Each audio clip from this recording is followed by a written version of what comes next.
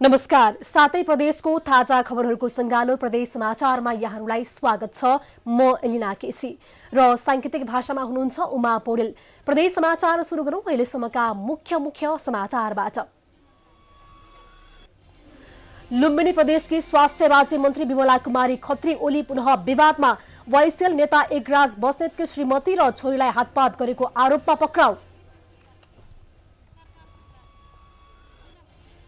बाँकेको नेपालगञ्जमा सडक कब्जा गरी व्यापार व्यवसाय गर्दा पनि उपमहानगरपालिका उदासीन। फुटपाथको व्यापारका कारण पैदल यात्री जोखिममा।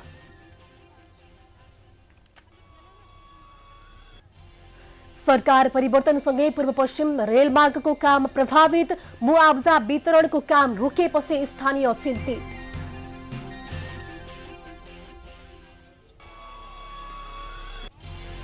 र बोचमा लटरम्म फलेका आँपमा किरा लागेपछि धनुषा सहित तराईका किसानहरू चिन्तित। विगतका वर्षमा समेत क्षतिपूर्ति नपाएको गुनासो।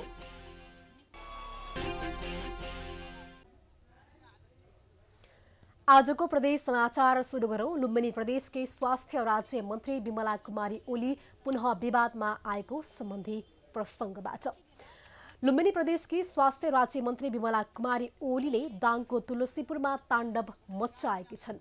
आफ्नो प्रेमीको घर भनेर भित्र छिरेर कुटपिट गर्नुका साथै तोडफोड गरेपछि ओलीलाई प्रहरीले नियन्त्रणमा लिएको थियो। ओलीलाई तत्काल बर्खास्त गर्न नेकपा एमाले लुम्बिनीले माग गरेको छ। एक रिपोर्ट। मंगलबार बिहान 8 बजे स्वास्थ्य राज्य मन्त्री विमला कुमारी ओली एक पीएसओ सहित प्रेमी भनिएका एकराज बस्नेतको तुलसीपुर 5 बस पार्क आलु मण्डीमा रहेको घरमा प्रवेश गरेकी थिइन्।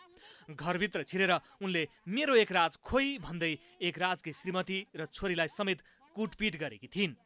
राज्यमन्त्री ओलीले कोठाभित्रको दराज तोडफोड गरेकी थिइन्। घटना हुँदा एकराज घरमा थिएनन्। उनका आफन्तहरूले प्रहरीलाई खबर गरेका थिए। इलाका प्रहरी कार्यालय तुलसीपुरबाट प्रहरी टोली आएर विमलालाई नियन्त्रणमा लिएको थियो। मलाई केही थाहा छैन, एक्कासी आया हो।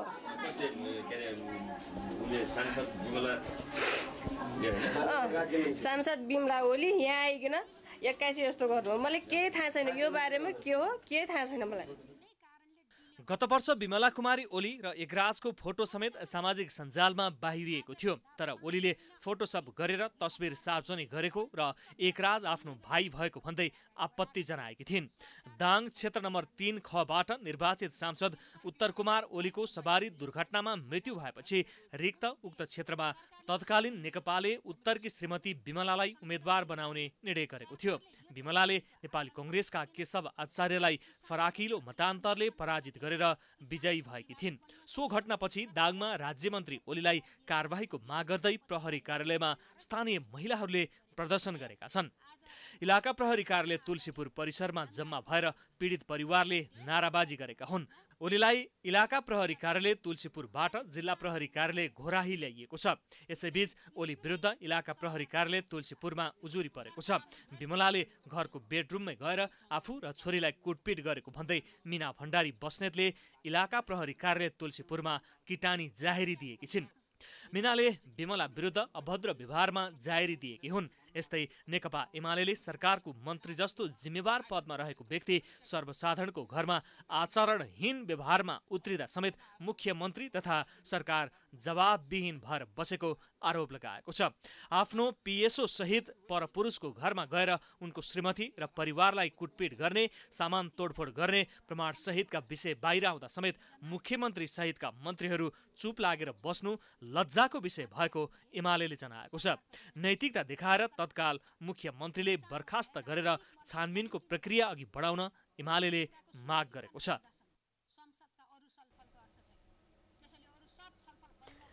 अब लागू बाँकेको नेपालगञ्जमा सडक कब्जा गरी व्यापार व्यवसाय गरे पनि स्थानीय प्रशासन मौन भएको सम्बन्धी समाचारतर्फ। बाँकेको नेपालगञ्जमा सडक कब्जा गरेर व्यवसाय चलाउन थालेपछि त्यहाँको फराकिलो सडक समेत खुम्चिँदै गएको छ। नगर पुलिसको काम भनेको नगर क्षेत्रभित्र हुने गरेका अवैध गतिविधिको निगरानी गर्ने, सडक पेटीमा यत्रतत्र राखिएका सामग्री हटाउने, सडक र पैदल यात्री हिँड्ने फुटपाथ कब्जा गरेर गरिने व्यापारको रोकथाम गर्ने लगायतका जिम्मेवारी वहन गर्नुपर्नेमा उपमहानगरपालिका पुलिसले यी कुनै पनि जिम्मेवारी दैनिक प्रभावकारी पालना गरेको देखिँदैन। मनपर्ने रूपमा गर्न थालिएको सडक व्यापार व्यवस्थापनमा नेपालगञ्ज उपमहानगरपालिका जनप्रतिनिधि तथा मेयर उपमेयर समेत उदासीन छन्। अन्यत्रको त कुरै छाडो, हरेक दिन बेलुका नगरपालिकाको गेटै अगाडि जथाभावी तरकारीदेखि फलफुलको बजार देखिने गरेको छ। नागरिक हिँड्नका लागि बनाइएको फुटपाथमा मात्र होइन, सुर्खेत रोडका आधा भाग यस्ता व्यापारीले ओगटेका हुन्छन्। यसले सवारी चालकलाई मात्रै नभई पैदल यात्री समेत आवत जावतमा समस्या हुने गरेको छ। आफूहरू निर्वाचित भएर भर्खरै आएको हुनाले अहिलेलाई तुरुन्तै नपठाउने आदेश आएकाले हामीले सडक अतिक्रमण गरेर बसेकाहरूलाई नउठाएको बताएका छन्। कुनै योजना गराएर यसलाई व्यवस्थित गराउँ भन्ने कुरोमा सहमति भइसकेको छ। उपमहानगरपालिकाले सुरक्षित व्यवसाय गर्नका लागि पहल थालेको बताएको छ। आफूहरू निर्वाचित भएर आएको भर्खरै मात्र भएकाले बजार सुधार गर्न केही दिन लाग्ने बताउनुका साथै कसैले बजार जाम गरेर व्यवसाय गर्छ भने तिनीहरूलाई हटाउने समेत बताएका छन्। अब उहाँहरूको लागि चाहिँ सब्जी व्यवसाय हो, चाहे ठेला हो, चाहे पार्किङ हो, जुनसुकै चाहे पटरी व्यवसाय हो, चाहे जेसुकै हो, त्यसमा चाहिँ हामी लागि परेका छौँ। हामी अब भर्खर आएछौँ। त्यसमा चाहिँ बजार सुधार गर्नको लागि केही दिन लाग्छ। चाहे आफ्नो होस् वा पराई होस्, नियम कानुन सबै नेपालगञ्ज उपमहानगरपालिकाको लागि सबैको बराबर हुने समेत बताएका छन्।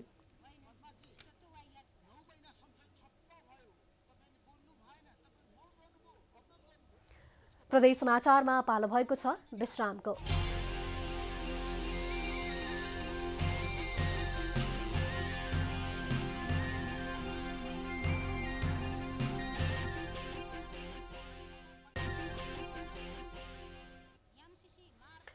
विश्रामपछि स्वागत छ। अब बाँकी समाचार।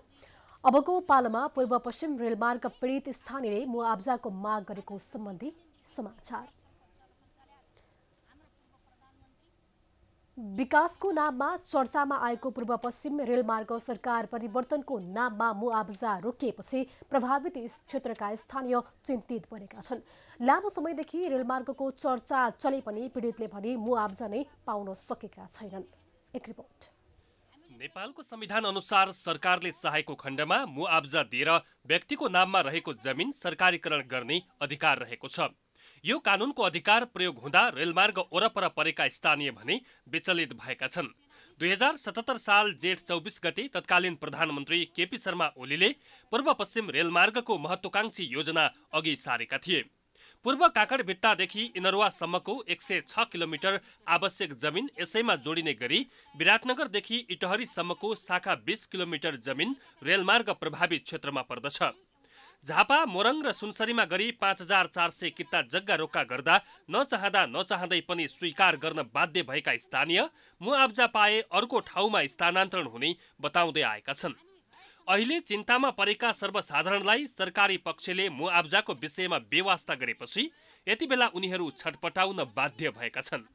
हामी कि मर्छौं कि चाहिँ राज्यसँग लडेर हाम्रो हक अधिकार लिने प्रयासमा गर्छौं, होइन भने यो योजना क्यान्सल गर्नुपर्छ सरकारले। हो, जायज लाग्छ सरकारलाई भने बजेट सुनिश्चित गर्नुपर्छ सरकारले। यदि गरेन भने हामी त्यो चरणमा पनि जानेछौँ। रेल कुद्छ अब 2 वर्ष हामीलाई कुद्छ भन्दै झुल्लाइसक्यो। अब मुआब्जा आउँछ अरे, बाँड्छ अरे, दिन्छ अरे, मुआब्जा निर्धार भइसक्यो अरे भन्छन् होइन। तर खै अहिलेसम्म हामीले हाम्रो हातमा आएको छैन, बोलाएको छैन। अनि हामी नै ओल्लो घर पल्लो घर तनावमा छौँ। अहिले चाहिँ अब खाने पनि मन छैन, सुत्ने पनि मन छैन, उठ्ने पनि मन छैन। तर बाध्यताले खानुपर्छ, हिँड्नुपर्छ, बस्नुपर्छ। रेल मार्गका लागि भनेर सरकारले 50 मिटर चौडाई बराबरको जग्गामा गुगल म्याप तयार पारेको छ। योजना अगाडि बढाएको 2 महिना भयो। पिल्लर सीमाङ्कन गर्ने काम सुरु गरियो। मालपोत कार्यालयलाई निर्देशन दिई जग्गा बिक्री वितरणमा रोक लगाइयो। बैंकिङ कारोबार पनि बन्द गराई ठप्प पार्यो। कोरोना कालमा जिल्ला प्रशासन कार्यालय मार्फत मुआब्जाको आश देखायो। तर सरकारले यसै आर्थिक वर्षको बजेटमा रकम आवश्यकता भन्दा निकै कम देखिएपछि रेलमार्ग पीडितको आशा हराएको हो। हामी जग्गा परेको जग्गा दिन्छौँ नै, तर हामीलाई यहाँको चलन चल्तीको हिसाबले हामीलाई मौजात दिनु पर्यो, घर परेको छ घरको क्षतिपूर्ति दिनु पर्यो। अब दुनियाँभरिका अब 15-20 वर्ष भयो सबै थोक फल्न थालेका छन्, लिची, कटहर, आँप, बडर, अब बोट बिरुवाहरू प्रशस्त छन्। रेल पहिले परबाट नापेर लग्यो होइन, अब त्यो के भएर यता माथि सर्यो अनि त्यो रेलको ठाउँ खाली छोड्दा पनि पर त्यो वालदेखि उतै नै भेट्छ भनेर अनि हाम्रो त 2-3 चोटि हामीले बुझेको अनि त्यो इन्जिनियरलाई पनि सोध्यौँ, छँदै छैन, भेटेको छैन, रोका छ कि छैन हाम्रो भनेर सोद्धाखेरि रोका छैन भन्यो। अनि बनाउँदा हुन्छ भनेर चाहिँ हामीले इन्जिनियर अझै त्यो अब यो घर नक्सा हेर्छ नि त्यो अमिन आएर सरकारी अमिन आएर हामीलाई अब छुट्याइदिएको अनि सरकारले गर्दाखेरि न हाम्रो घर भाडा लाग्छ, न सरकारले रेल आउँछ भन्न छोड्छ, बजेट आयो भन्छ कहिले हाम्रो महजत आउँदैन कि आउनु पर्यो कि क्यान्सल गर्नु पर्यो। आफ्नो घर जग्गा लगायत बोट बिरुवाको समेत चलनचल्ती रकम पाउनु नागरिक हक बन्दछ। सरकारले बजेटका नाममा हात्तीको मुखमा जिरा जस्तै बनाएको छ। 25 अर्ब रकम अनुमानित खर्च देखिन्छ। यो अवस्थामा सरकारले रेलमार्ग प्रभावित क्षेत्रका जनताको विश्वास जित्ने गरी काम गर्न आवश्यक छ। प्राइम टेलिभिजनका लागि झापाबाट विजय बरालको रिपोर्ट। अब लागू कपिलवस्तुको यशोधरा गाउँपालिकामा बाल विकास सहजकर्ता छात्रा विद्यार्थीहरूको सशक्तिकरणका लागि साइकल वितरण गरिएको समाचारतर्फ।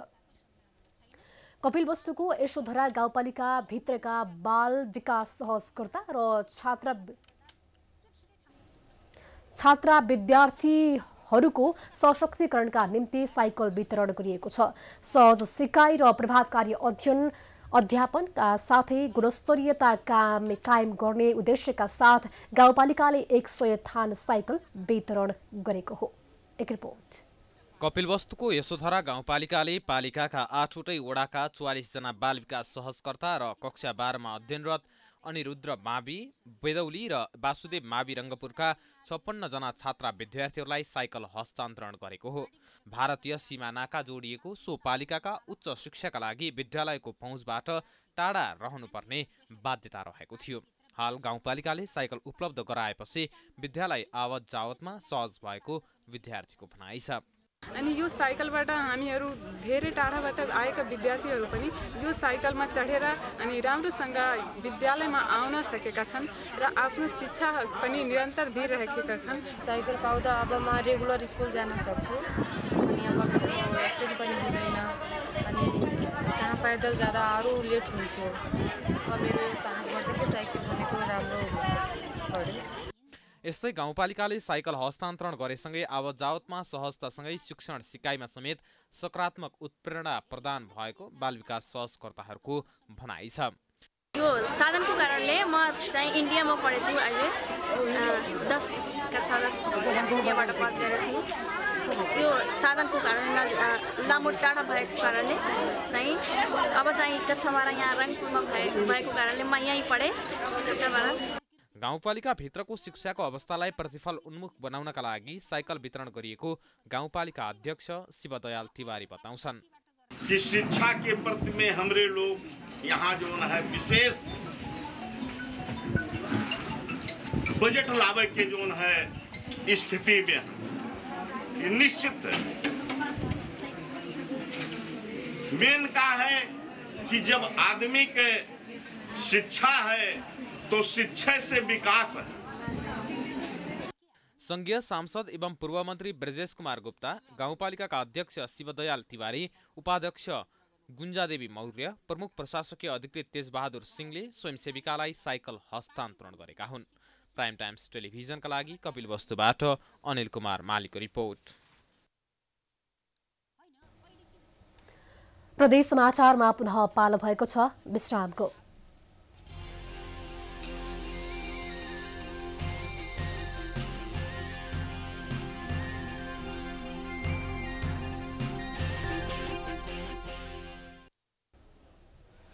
विश्रामपछि पुनः स्वागत छ। अब बाँकी समाचार। अबको पालोमा हरियाली बढाउने सँगै वातावरण संरक्षण र प्रवर्धनका लागि सप्तरीमा वृक्षारोपण गरिएको सम्बन्धी समाचारतर्फ। हरियाली बढाउने सँगै वातावरण संरक्षण, वन प्रवर्धन र विकासका लागि वृक्षारोपण कार्यलाई उच्च प्राथमिकतामा राखेको डिभिजन वन कार्यालय सप्तरीले विभिन्न गतिविधिमा जोड दिएको छ। वृक्षारोपण कार्यलाई जोड दिँदै कार्यालयले विभिन्न प्रजातिका 2 लाख भन्दा बढी बिरुवा निशुल्क वितरण गर्ने कार्य सुरु गरेको छ। जेठ 15 गतेदेखि सुरु गरेको 2 वर्षीय बिरुवा वितरण कार्यक्रम अन्तर्गत मंगलबारसम्ममा वन प्रजातिका महगनी, अमला, तेजपात, गोल्ड मोहरका 2 लाख तथा आँप, लिची, कागती लगायतका फलफूलका 14,000 बिरुवा वितरण गरिसकेको कार्यालयले जनाएको छ। निशुल्क बिरुवा वितरण अभियान अझ केही दिन जारी रहने उनको भनाइ छ। यसरी बिरुवा दिँदा उनीहरूलाई सिप र ज्ञान समेत दिइने गरिएकाले बिरुवा वितरण कार्यक्रम फलदायी हुने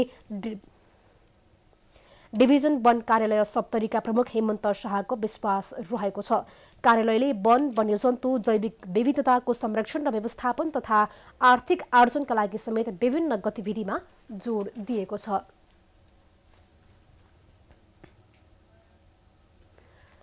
प्रदेश समाचारको अन्त्यमा मध्य प्रदेशका जिल्लाहरूमा आँप कुहिन थालेपछि किसान चिन्तित भएको प्रसङ्ग। तराई मधेस क्षेत्रमा यो पटक अघिल्ला वर्षहरूको भन्दा धेरै मात्रामा रुखभरि लटरम्म आँप फलेको थियो, तर पाकेर टिप्ने बेलामा किराले आधा भन्दा धेरै नष्ट गरिदिँदा धनुषाका किसान निराश बनेका छन्। विगतका वर्षको समेत क्षतिपूर्ति नपाएको उनीहरू यो पटक पनि लगानीमा डुबेकोमा चिन्तित रहेका छन्। एक रिपोर्ट।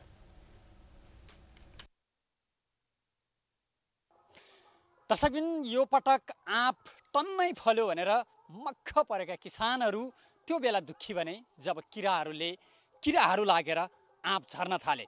अहिलेसम्म पहिचान हुन सकेको छैन। किसानहरू यसकारण पनि दुःखी छन् कि ती किराहरूको उपचार पनि उनीहरूले पत्ता लगाउन सकेका छैनन्।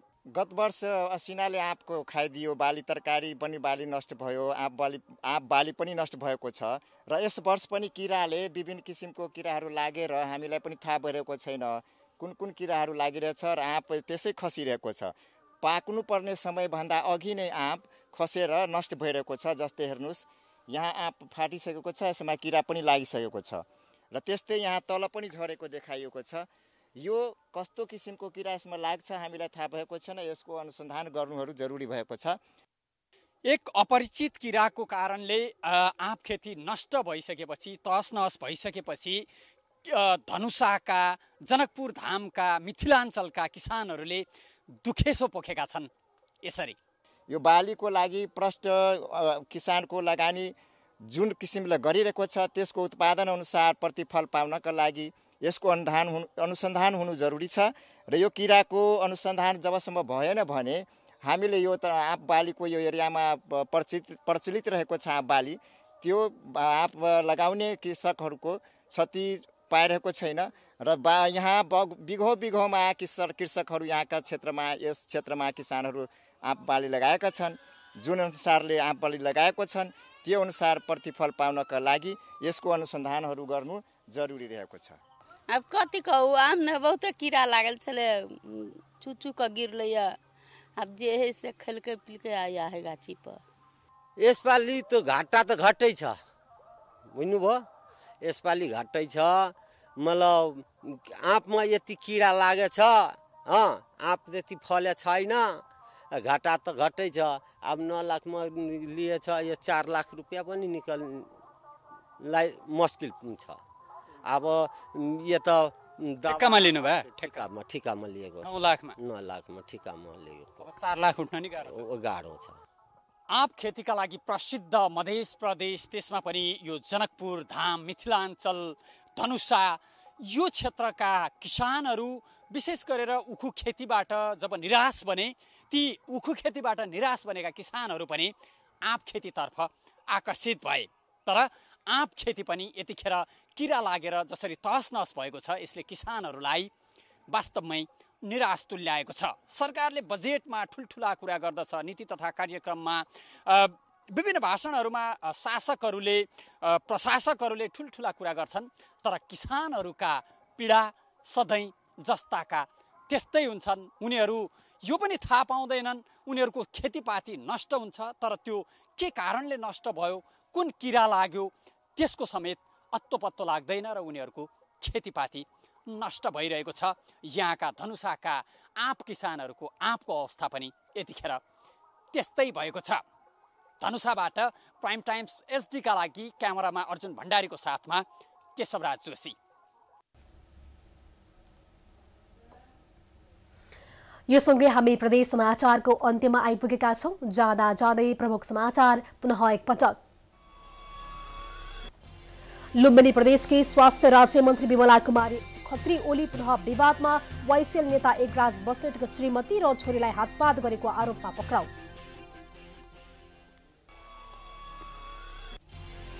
बाँकेको नेपालगञ्जमा सडक कब्जा गरी व्यापार व्यवसाय गर्दा पनि उपमहानगरपालिका उदासीन, फुटपाथको व्यापारका कारण पैदल यात्री जोखिममा।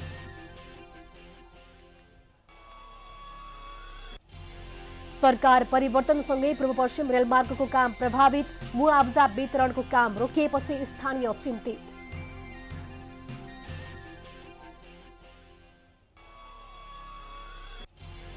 र बोझमा लटरम्म फलेका आँपमा किरा लागेपछि धनुषा सहित तराईका किसानहरू चिन्तित, विगतका वर्षमा समेत क्षतिपूर्ति नपाएको गुनासो।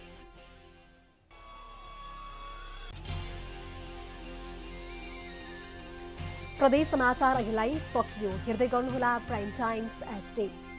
नमस्कार।